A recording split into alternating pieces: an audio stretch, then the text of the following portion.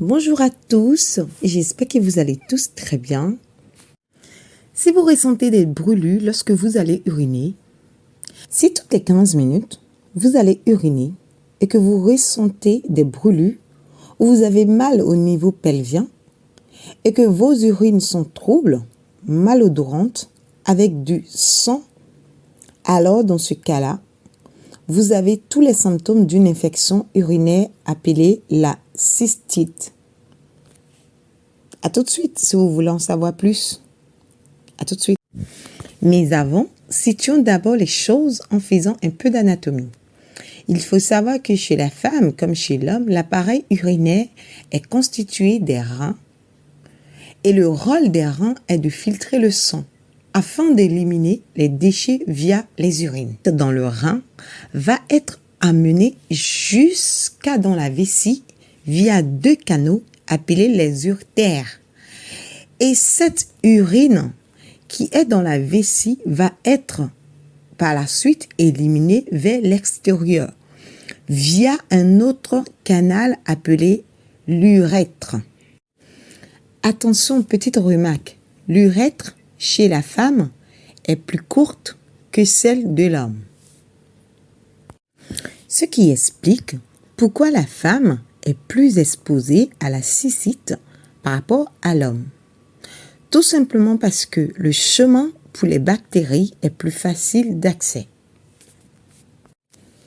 Raison pour laquelle, dans cette vidéo, c'est celle de la femme qui sera le plus abordée, mais néanmoins, en ce qui concerne les préventions et autres, seront valables pour tous. Quelle est la cause de la cystite? La cystite est due à une bactérie appelée E. coli. C'est une bactérie qui est en général présente dans notre flore digestive et qui est normalement inoffensive. Il y a des exceptions qui sont malheureusement pathogènes et qui sont virulentes et qui créent des problèmes ou complications. Et puisque cette bactérie est dans notre flore digestive, elle peut donc se retrouver dans les selles, au niveau du rectum, en gros au niveau de l'anus, et par la suite va migrer de cet endroit de l'anus jusque dans la vessie. Donc, vous comprenez que dans la grande majorité des cas, ce n'est pas une contamination.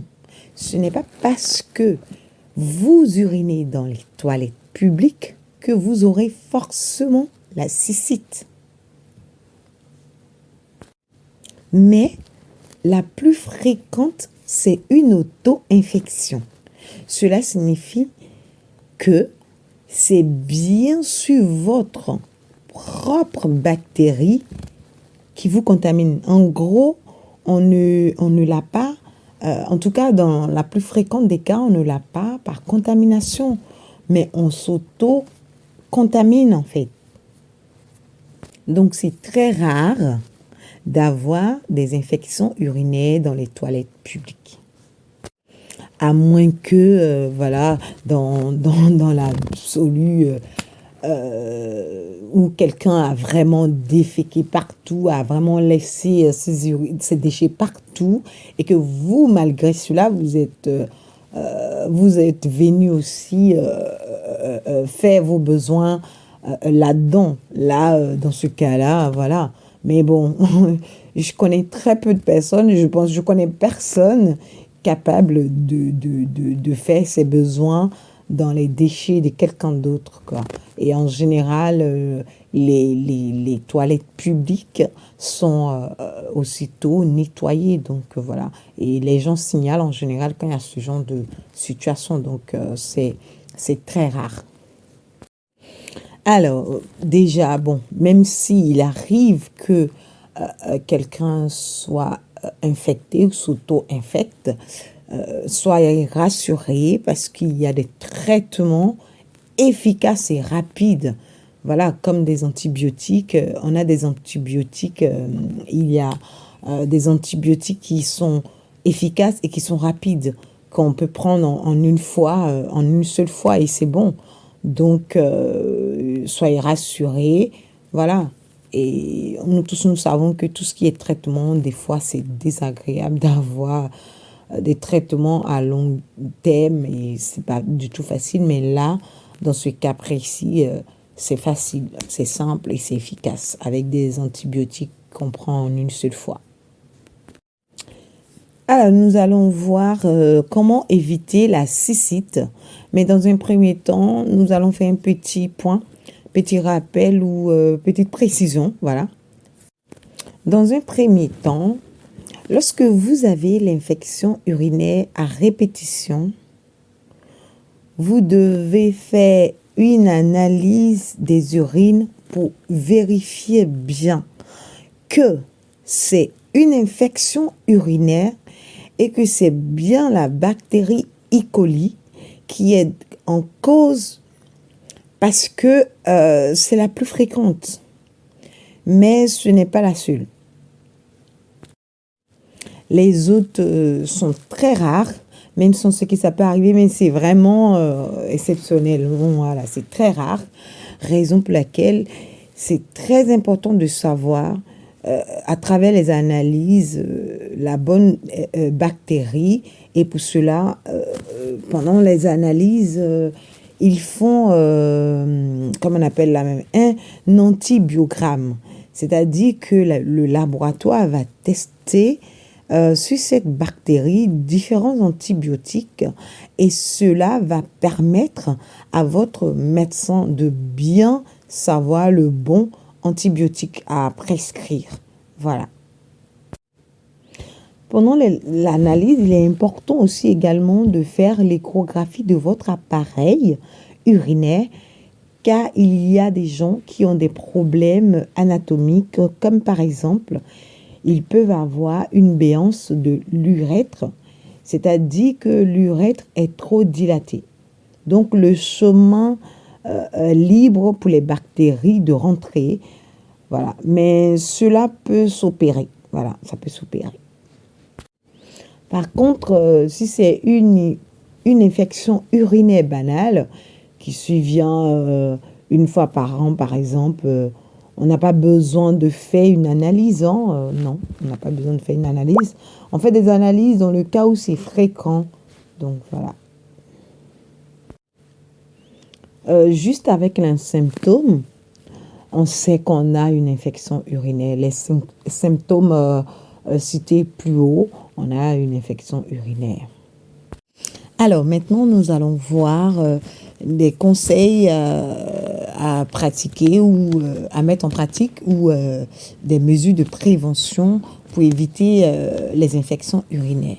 Dans un premier temps, il faut absolument bien vous hydrater, oui, c'est-à-dire boire beaucoup d'eau, au moins 2 litres d'eau par jour.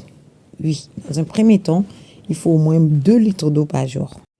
Pourquoi 2 litres d'eau par jour? Pourquoi boire tout simplement beaucoup? Cela permet à l'urine de diluer et de ne pas stagner et empêcher surtout les bactéries de rester longtemps dans la vessie. Oui, parce que vous savez, quand on ne boit pas assez, l'urine est concentrée et c'est là que les bactéries profitent pour se loger. Au bout de plusieurs jours, elles se transforment en choses cystiques, quoi. Voilà. Un autre conseil concernant l'hydratation, il est conseillé de boire du jus de cranberry car les petites baies vont s'agripper aux bactéries et les empêcher de s'accrocher à la paroi de la vessie. Donc, si vous avez des infections urinaires à répétition, il faut en boire régulièrement. Vous pouvez trouver les cranberries dans les grandes surfaces ou chez les agriculteurs, tout simplement. Voilà. Un autre conseil, il faut vous laver et vous essuyer de l'avant à l'arrière, c'est-à-dire de devant vers l'anus faut éviter de transporter les bactéries vers la vessie. Voilà. Comment on appelle, pour ne pas avoir une cystite. Donc voilà, il faut éviter. Parce que quand on se sue, on ne fait pas très souvent attention. On se sue n'importe comment. Donc voilà, il faut avoir certaines pratiques. C'est sûr que c'est pas, c'est pas très pratique. Voilà, c'est pas toujours évident. Mais c'est des petites astuces qui nous protègent.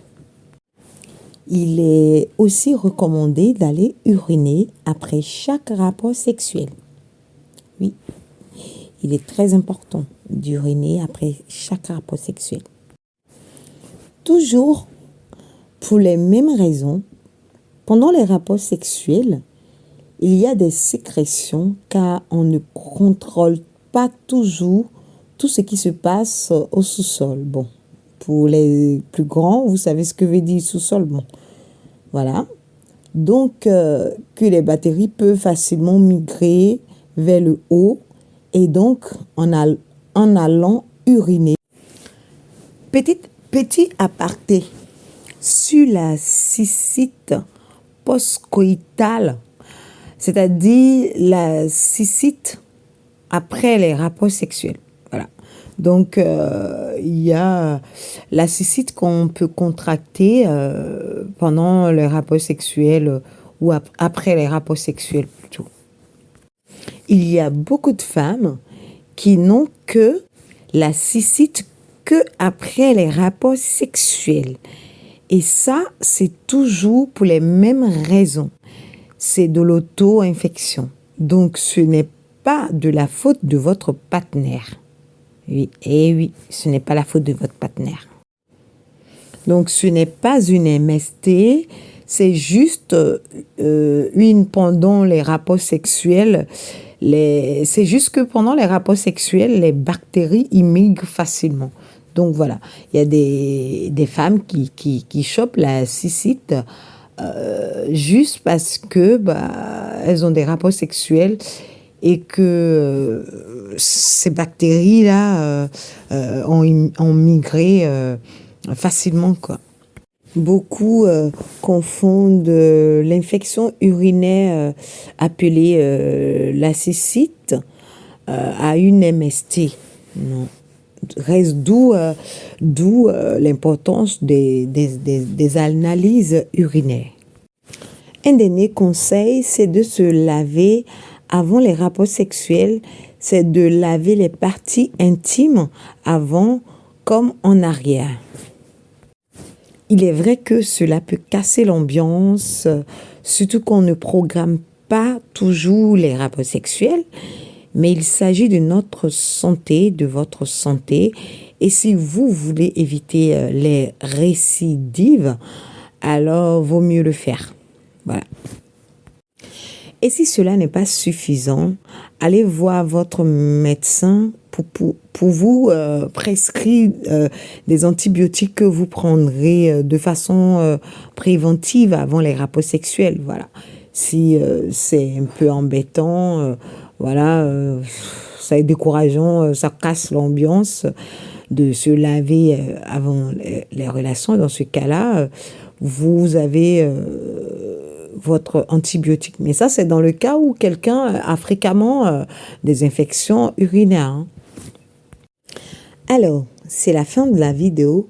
J'espère qu'elle vous a été utile et que vous avez appris quelque chose aujourd'hui.